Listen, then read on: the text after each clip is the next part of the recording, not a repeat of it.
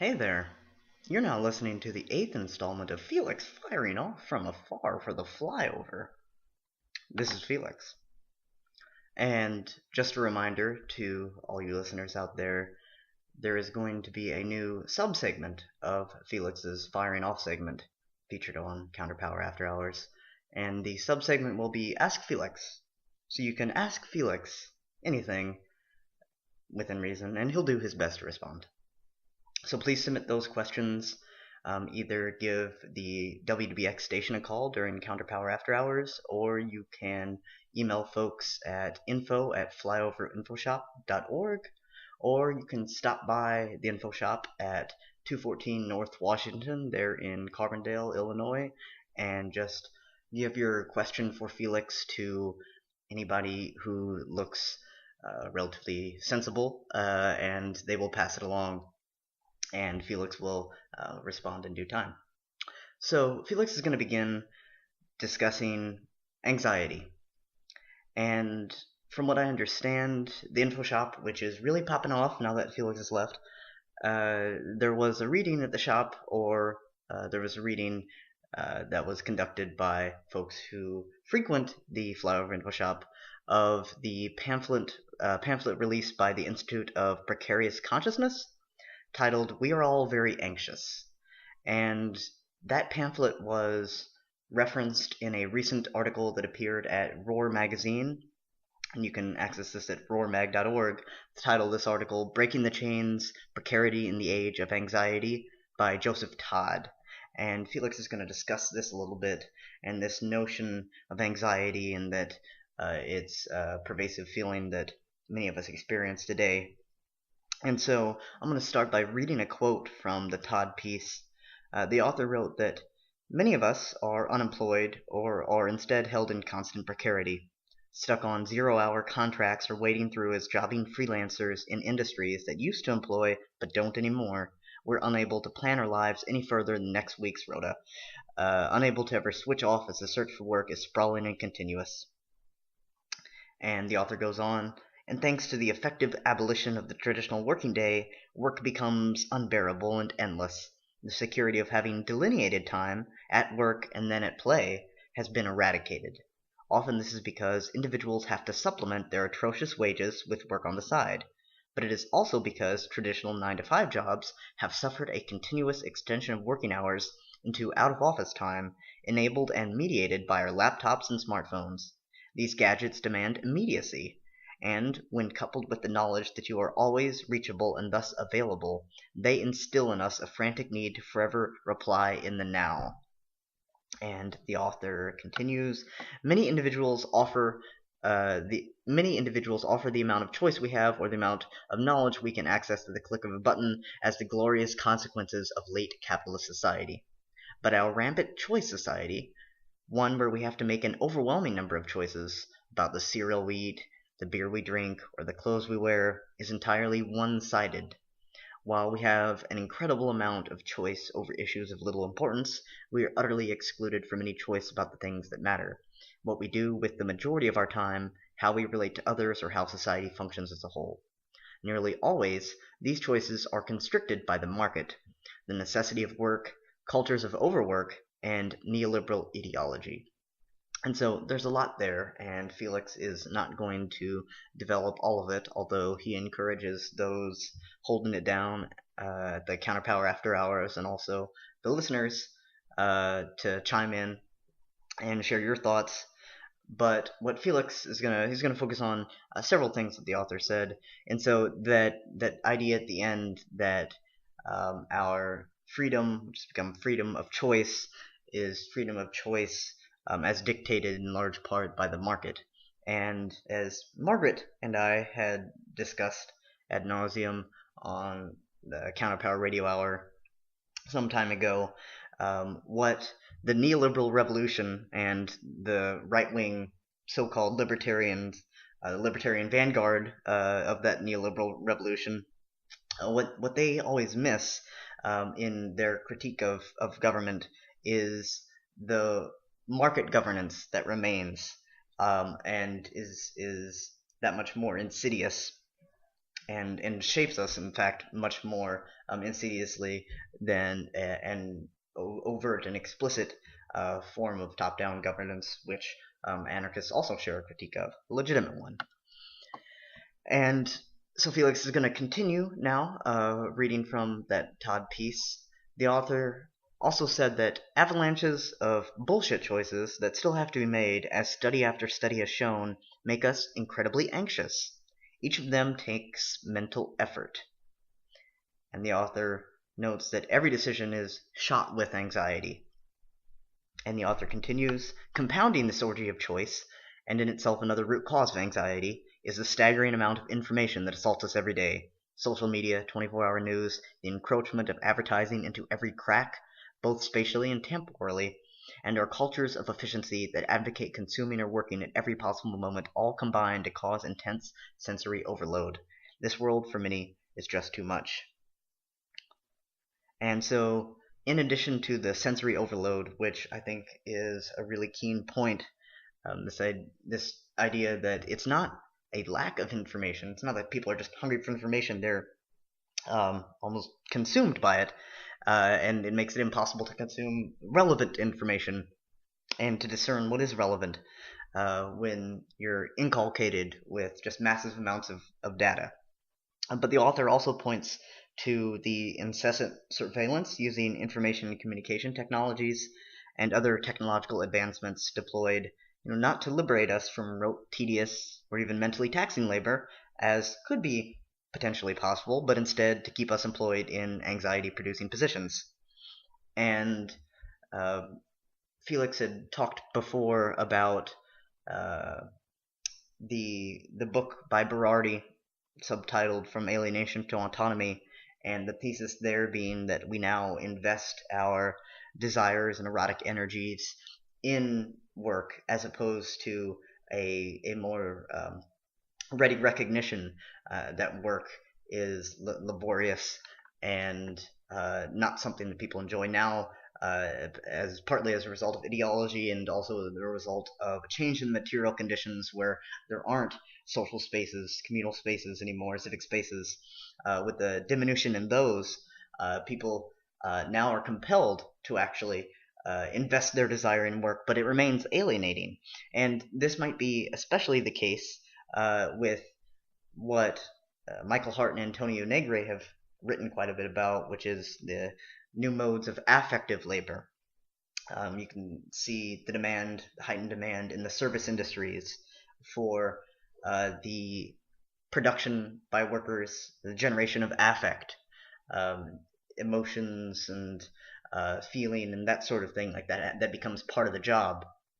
And in so doing, it's still coerced labor. It's still abstract labor for a wage, so it's not freely undertaken. So it's still alienating at root, and it becomes all the more alienating, as Berardi had suggested about the way that the new cognitive labor focuses on communication, but communication is thus stripped of its pleasurable element. Same thing with these affects, like the most intimate aspects of ourselves become alienated, and this occurs, of course, within an architecture of surveillance, like the author of the Roar magazine piece was pointing out. And there's another author that Felix has read a bit of. His name is Christian Fuchs, Fuchs, and he's focused on, among many other things, the political economy of Facebook and the surveillance that takes place on social media. And he has a piece, a journal article in the journal Television New Media titled The Political Economy of Privacy on Facebook, and you can download that on Fuchs' website, which is fuchs.uti.at. That's fuchs.uti.at. And Fuchs references Facebook's business model, which is essentially extracting data that users generate and then selling that to third-party clients, corporations, advertisers that then target you with ads. And Fuchs writes in that piece that I just mentioned, with the rise of user-generated content, open access social networking platforms, and other ad-based platforms, the web seems to approach TV or radio in their accumulation strategies. The users who upload photos and images, write wall postings and comments, send mail to their contacts, accumulate friends, or browse other profiles on Facebook constitute an audience commodity that is sold to advertisers. The difference between the audience commodity for traditional mass media and for the internet is that, in the latter case, the users are also content producers who engage in permanent creative activity, communication, community building, and content production. In the case of Facebook, the audience commodity is an internet prosumer commodity. Surveillance of Facebook prosumers occurs via corporate web platform operators and third-party advertising clients, which continuously monitor and record personal data and online activities. Facebook surveillance creates detailed user profiles so that advertising clients know and can target the personal interest and online behaviors of their users. Facebook sells its prosumers as a commodity to advertising clients. Their exchange value is based on permanently produced use values, that is, personal data and interactions. Facebook prosumers are double objects of commodification. They are first commodified by corporate platform operators who sell them to advertising clients, and this results, second, in an intensified exposure to commodity logic. They are permanently exposed to commodity propaganda presented by advertisements while they are online. Most online time is advertising time.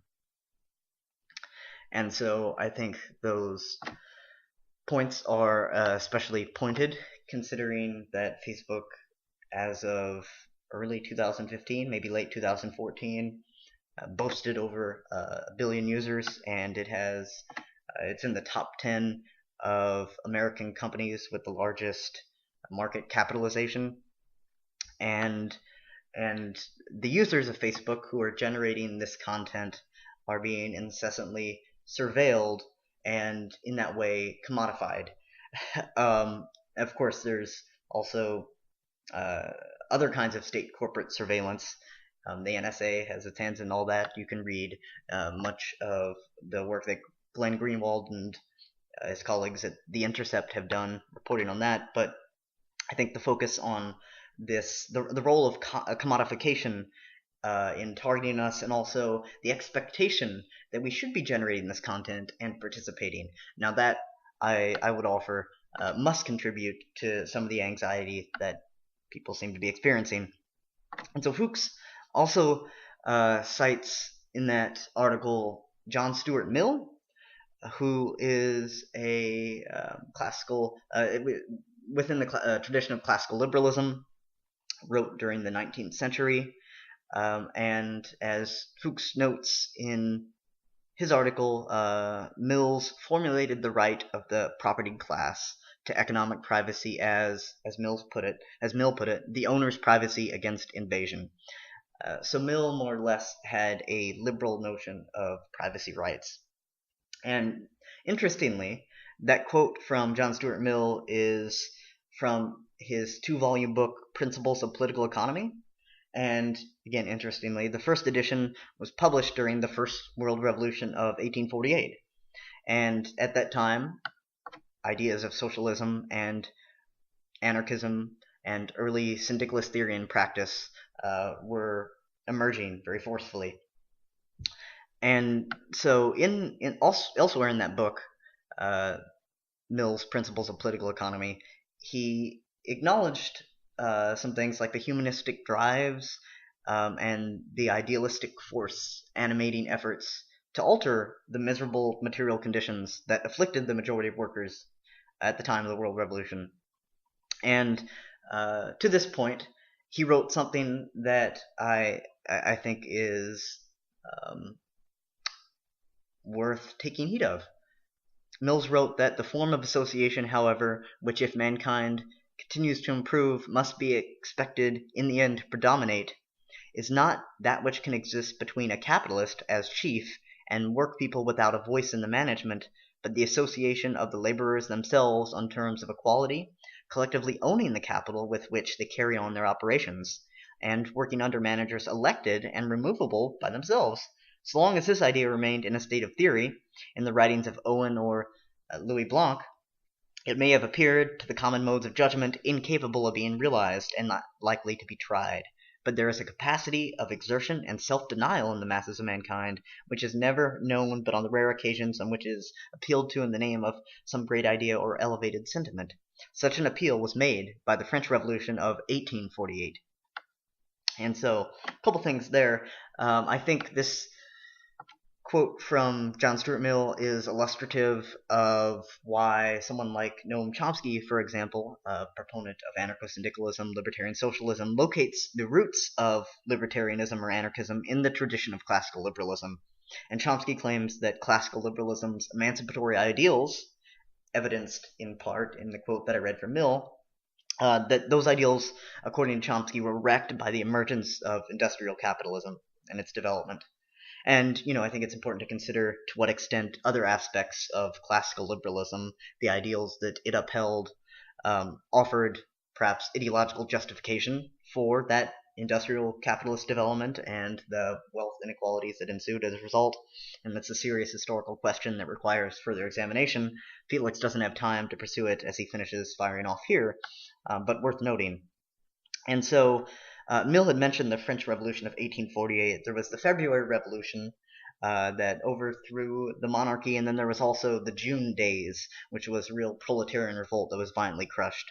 But one of the prominent thinkers who rose to prominence during the revolutionary days of 1848 in France was Louis Blanc, whom Mill mentioned.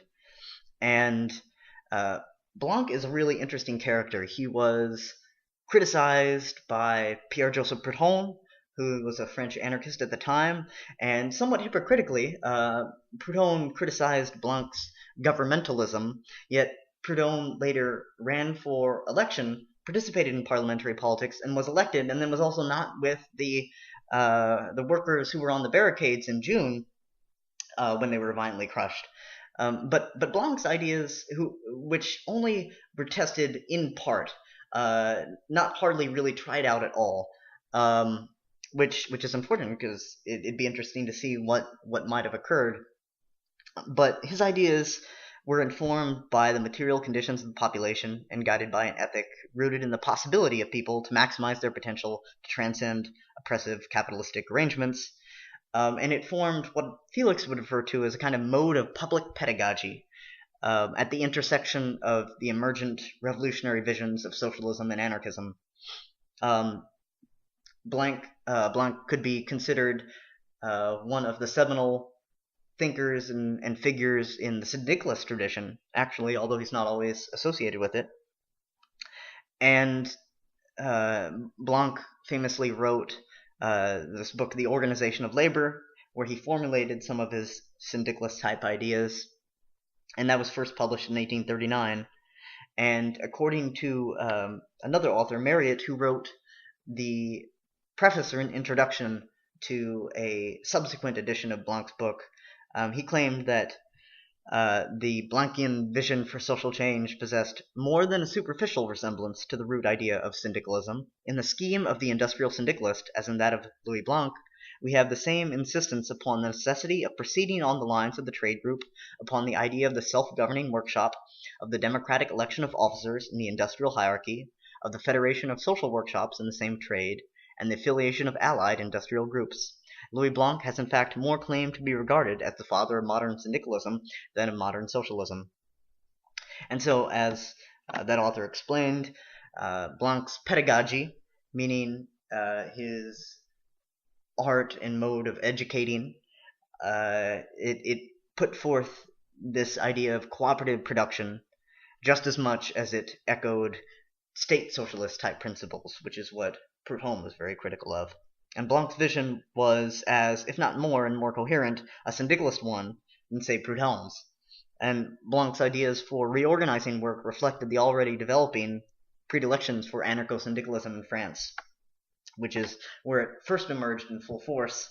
And then, of course, of the European countries, Spain was the one to implement those ideas for a sweeping social transformation in 1936.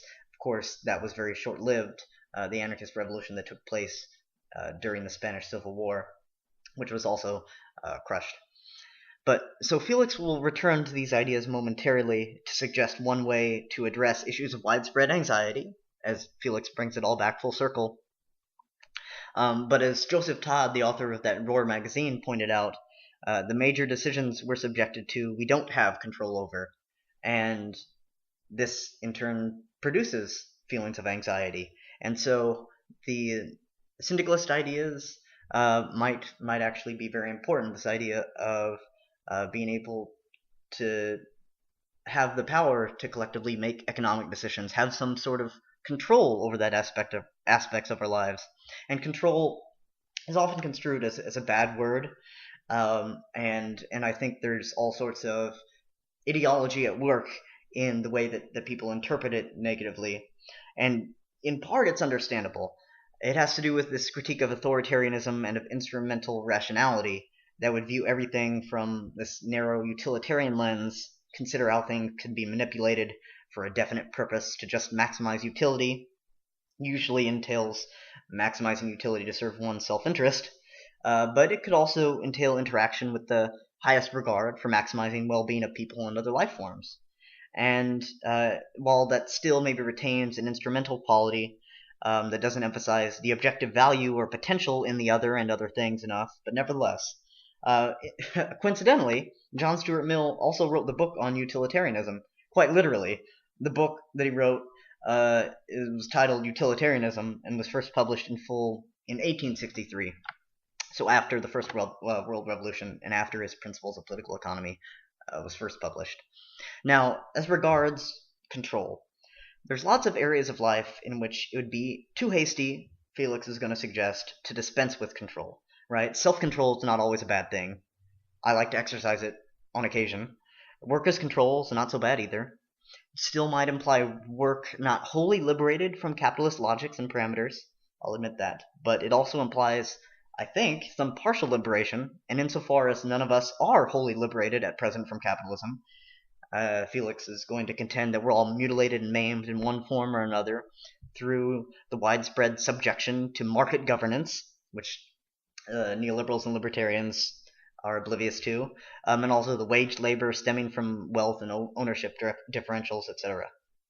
And so we still live in a society in which social relations among humans assume the fantastic form of a relation between things, to borrow a phrase from Karl Marx that he used in Capital Volume 1. And so workers' control or worker community control of production and allocation of desired goods and services, those are worthwhile objectives at present, Felix thinks. And reclaiming that control can go a long way to reducing anxiety, Felix also thinks. Having a degree of control over our own lives and the spheres of our lives where we spend much of our time, that is the economic sphere, and of course the separation from the economic and political is one way that capital manages to reproduce itself and is problematic. So actually asserting some political agency in the economic sphere and exercising some collective control might not be such a bad thing. As opposed to serving at the whims of our alienated powers as the crisis-riddled system demands more and more from us and renders more and more of us disposable, adding to its industrial reserve army of the unemployed, to borrow another phrase from Marx, putting downward pressure on wages to try to squeeze out a little more surplus and ensure capital accumulation can continue despite the sclerotic and reprehensible function of a stagnating system of social arrangements. And so a counterpower that puts forth an objective of non-hierarchical, anti-authoritarian collective control, I think holds a lot of liberatory potential. And so Felix wants to bring it back again. So what role can new media play in this and in the recovery of agency to address issues of anxiety more generally? And Felix would be remiss not to mention the Independent Media Center and the Indie Media Network, which it was a part of, which IMCs were nodes within that network. Usually there were physical spaces like the Big Muddy IMC, which has recently been converted into the Flyover Info Shop. but it used to be the Big Muddy Independent Media Center, which is part of a global indie media network, or was. That the network's kind of fallen by the way for the most part. But that recovery of agency, I think, was one of the most important things that indie media allowed for. Be the media was the slogan that was associated with the IMCs, and it offered people a chance to participate in media production and reclaim their own voice, largely silenced by mainstream corporate media. But as Daniel Chenoweth, one of the founders of the still running, actually, Urbana-Champaign Independent Media Center, told some of the flyover folks who took a field trip up to Urbana-Champaign last spring that, speaking to those who were heavily involved in IMC activities, that those techies just got burned out on all that free labor. And I think that is a really important point for reflection. And so it's a serious concern without an easy answer. In relation, you can think about alternative journalism outlets that are in many ways highly exploitative, and often those who are in positions of relative power or atop the institutional hierarchies within those alternative media organizations, they either seem oblivious to that super exploitation, or they're unconcerned with those practices and the hypocrisy that's of course involved in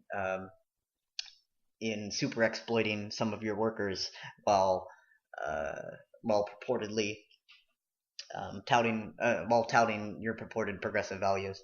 And so the Independent Media Center, one of the other key reasons that it allowed for and facilitated this recovery of individual and collective agency, and helped augment our capacities to act and intervene in the world politically, is because it was set up and arranged in such a way that was very decentralized, so without hierarchical top-down control, and most of the decisions that were made with respect to the physical spaces, and then in turn what went on the online platforms, many were made by consensus-based decision-making processes, and many along the lines of what we might call an anarchist socialist ethic. In fact, there's a chapter in the book Contesting Media Power, Alternative Media in a Networked World. The chapter is authored by John Downing, who's a professor emeritus at Southern Illinois University, Carbondale, and it's titled The Independent Media Center Movement and the Anarchist Socialist Tradition. And he makes that argument that the IMC, both in terms of its infrastructure, one could infer from Downing's piece, but also in terms of the ways that people related to each other with respect to that IMC network, was anarchist in nature. But again, there seems, Downing is critical of anarcho-syndicalism in that piece, sort of flippantly dismisses it, and its economic reductionism is what he criticizes it for. And so I think that today, when it is in the economic sphere that has come to dominate so much of our lives and has become a real concern insofar as our material conditions have deteriorated and are thus concerns for many people. And it's people of relative privilege today who have lots of time to devote to unpaid activities like the IMC, or maybe it's those who've been rendered disposable and don't have work, but that comes with a whole slew of problems, including many anxiety-producing problems, as Todd, the author of the Roar Magazine article, pointed out, that there's a massive bureaucracy that entails all sorts of privacy-infringing surveillance for people who need to get some sort of assistance because they're out of work.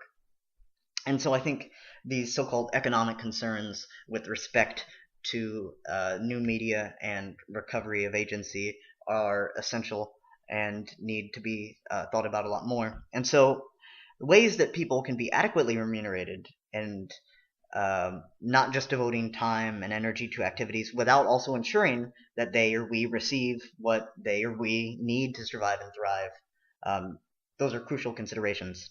And community radio too, to be very self-reflective.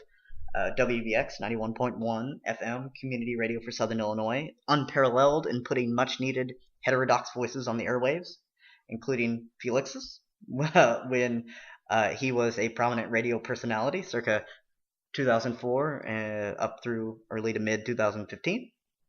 But of course, that's all donated time from DJs and talk personalities like Felix, unpaid. And so at the same time, that sort of movement away from commodified relations and efforts at creating communal spaces not wholly ruled by money or markets, that's incredibly transformative. And in some cases, it has been immensely successful, but usually on a smaller scale. So which to emphasize, right? The elimination of exploitation and the recovery of agency through recuperating existing technology and ensuring adequate remuneration, or this carving out of non-commodified, non-monetary communal autonomy. The two are not mutually exclusive, obviously. But so I think it would behoove us to think about how they can, how that multi-pronged effort can actually address issues on both fronts. And Felix will say that he doesn't think preaching austerity to a largely impoverished population, we have nearly 1 in 4 children in the United States that live below the poverty line, that advocating to these folks an austere existence is not going to be effective. Now, it can be very beneficial and purposive to explain that what might be misconstrued as an advocation of austerity, which is instead this attempt to create autonomous spaces and non-commodified relationships and that sort of thing, or say a subsistence perspective and how that might differ from austerity in practice, not just in theory, showing that might be really key. But Felix is still going to suggest that perhaps a rendezvous of sorts with ideas from the First World Revolution might bring some answers, or at least pose better problems and illustrate, in some cases, just what not to do. Finally, a comment on media arts, which I think the discussion about the Independent Media Center Network bleeds over very nicely into this. It's related.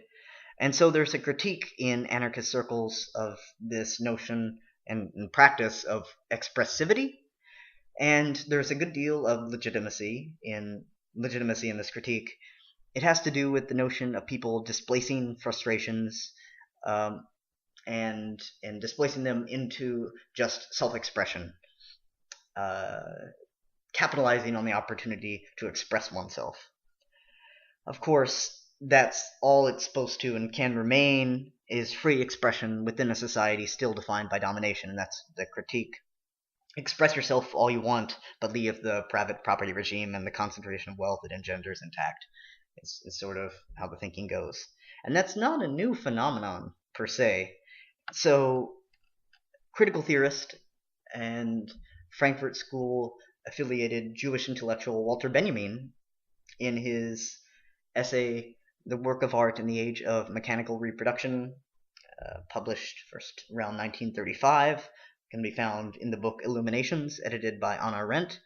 Toward the end of that essay, Benjamin notes that fascism sees its salvation not in giving people the right to eliminate the oppressive property structure, but instead giving them, as Benjamin puts it, a chance to express themselves. And he continues, fascism seeks to give them an expression while preserving property. And the logical result is fascism's aestheticization of politics, as Benjamin referred to it.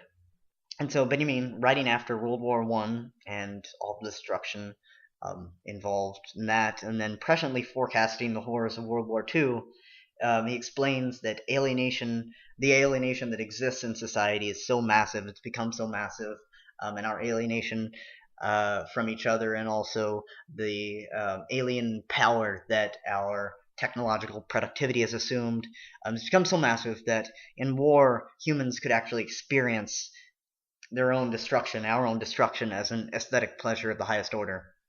Very conducive to fascism, by the way. And Yet, Benjamin offers a word of hope. And so, while fascism aestheticizes politics, promotes a particular type of expressivity, communism responds, Benjamin offers, by politicizing art. And so I'm going to talk a little bit about some of the emancipatory potentials of art, drawing not on Benjamin for this, but by his fellow Frankfurt School colleague Herbert Marcuse, who also wrote about art in his book Counter-Revolution and Revolt, published in 1972. And there are a few main ideas here that Felix has alluded to before, but not in sufficient detail. So bear with Felix as he goes through some of it again, reiterating what's important. And so, as Marcuse suggests, our capacity to project beyond our existing material conditions and imagine a different world, that's really important. And Marcuse refers to these innate ideas, drawing on the theory of recollection formulated by Plato and later reformulated by Marx. And so the first aspect of this, the reason these ideas are innate, is that because we humans exist in history, we live in time, and therefore liberation always remains a possibility. And second, those imagined ideas of a better world can't possibly be derived from the established order, from existing material conditions. Therefore, they must be innate, so to speak. And then recollecting the possible future also thus entails reassembling our mangled, maimed, and distorted humanity, blunted under the oppressive order at present. And so, one vehicle for facilitating this and for augmenting the imagination can be art, and the media arts in particular. And this is because the media arts can present or represent this unreal, illusory world that exists not yet, but could be. It can communicate what is otherwise largely inexpressible. Even, Felix would suggest, inexpressible, even with the direct action and do-it-yourself revolutions of the everyday that anarchists rightfully refuse to wait to put into practice and are trying to do now. And that's incredibly important. But yet, under capitalism, there are some things that Marcuse suggested, and Felix is going to echo, that perhaps cannot be expressed. Some of the most important things. And so the media arts can, put another way, represent another possible dimension, a way of being and experiencing the world that already really exists, but it only exists in the form of being denied. That's the dialectic. And this has to do with the liberatory potential has to do with art's second or double alienation that Marcuse refers to. And so while society can be characterized by mass alienation for all the reasons discussed before, the fact that our work is not freely undertaken self-activity, but rather coerced abstract labor for a wage, and the products of our labor are expropriated from us. We don't control those, nor do we control the value that we produce in the workplace and collectively decide, say, how it could be allocated. No, that's not what happens. Nor do we decide how the products of our labor would be allocated. No, that's not what happens. And further, the mediation, our mediation through markets and money, and the fact that virtually everything has a price, has become commodified, it induces this kind of alienation and the anxiety that comes with it. And so art, though, for Marcuse, must remain alienated from that alienating society. This is its second alienation, and that's the and that refers to its ability to present this other dimension, which can then inspire revolutionary and practical activity by representing this vision of an unreal, illusory world that exists not yet, but could and perhaps ought to be. And with this second alienation, then, media arts, Felix is going to suggest, can elicit sensuous responses from us that are not otherwise elicited because of the way the system of domination blunts our human sensibilities. And so in promoting that sensuousness, through a particular kind of expressivity, if you will, new horizons, new vistas can open. And so Felix remains skeptical of those who, in the name of revolution and the name of fighting fascism, would seek to eliminate or debase the power of expressivity. Sure, it's important to qualify that it can be put to use for fascistic purposes, for capitalistic purposes, but it also can be an important part of recovering our individual and collective agency, allowing us to communicate in ways we otherwise can't do very well under the existing system of domination, and also functioning as part of a different political practice that entails cultivating new modes of perception and new ways of experiencing the world and each other in order to really relate to each other in the world differently. And so, you've been listening to Felix firing off from afar for the flyover. Please tune in next time for my 9th installment.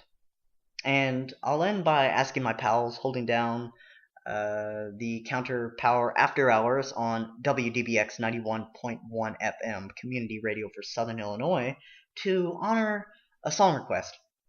So if y'all could please play Long Island Iced Tea Neat by The Coup, Felix would really appreciate it.